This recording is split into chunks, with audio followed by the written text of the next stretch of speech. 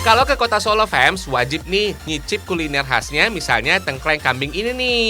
Sesuai dengan namanya, tengkleng itu sejenis masakan yang dibuat dari tulang dengan sedikit daging kambing yang masih melekat. Kalian kudu wajib coba deh. Dari sekian banyak warung yang menjanjakan tengkleng kambing yang tersebar di kota Solo, disinilah tempat yang paling melegenda. Lokasinya ada di sekitar parkiran Pasar Klewer, kota Solo. Namanya Tengkleng Klewer. Buka dari jam 12 siang sampai jam 3 sore. Tengkleng di sini bisa ludes terjual, fams. Padahal jumlahnya bisa mencapai 100 kg tulang kambing yang diproduksi. Banyak banget ya. Kalau ke sini, kalian harus rela antri untuk satu porsi tengkleng ini. Oh iya, tengkleng kambing Klewer ini sudah ada sejak tahun 1971 loh. Kalau sekarang sih warung ini sudah dikelola oleh generasi kedua. Uniknya fams, tengkleng di sini disajikan dengan pincuk alias daun pisang. Kalau biasanya kuah tengkleng diberi sedikit santan, tengkleng Klewer hanya dibuat dengan rempah-rempah khas dengan warna kuah sedikit kekuningan, plus taburan cabai rawit di atasnya. Nggak cuma tulang yang berbalut daging saja, tengkleng ini juga dibuat dari campuran organ kambing lainnya, mulai dari bagian lidah, paru, dan kepala kambing. Sensasi nikmatnya tiap sendok tengkleng kambing pastinya bakal bikin rindu. Serindu aku sama kamu. Hahaha. Satu porsi tengkleng dengan tambahan nasi harganya Rp50.000.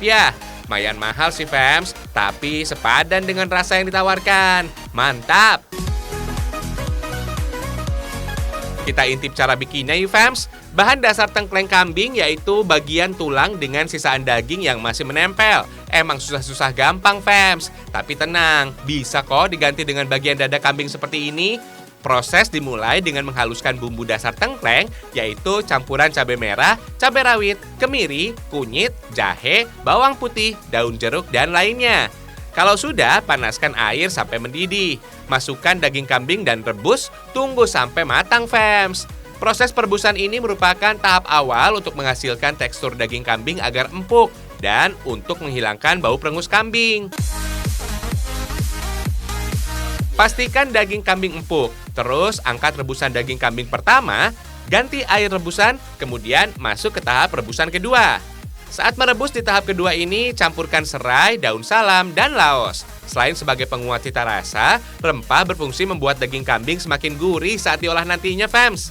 Nah, sambil nunggu kambing direbus, panaskan minyak secukupnya. Tumis bumbu yang sudah dihaluskan sampai harum.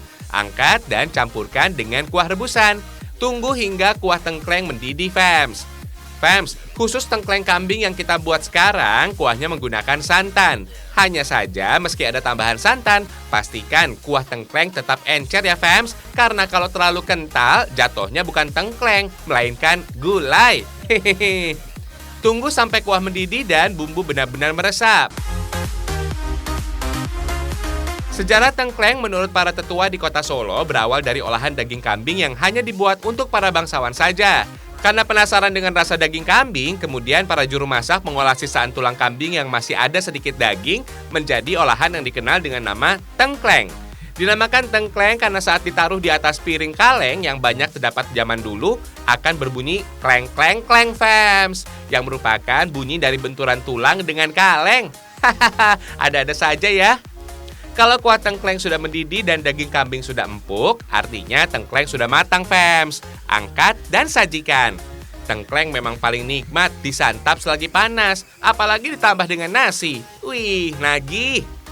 Selain bisa dijadikan menu sehari-hari, masakan tengkleng ternyata baik loh, fams, untuk makanan pasca sakit. Kandungan gizi pada daging kambing dipercaya bisa menambah stamina agar lebih strong.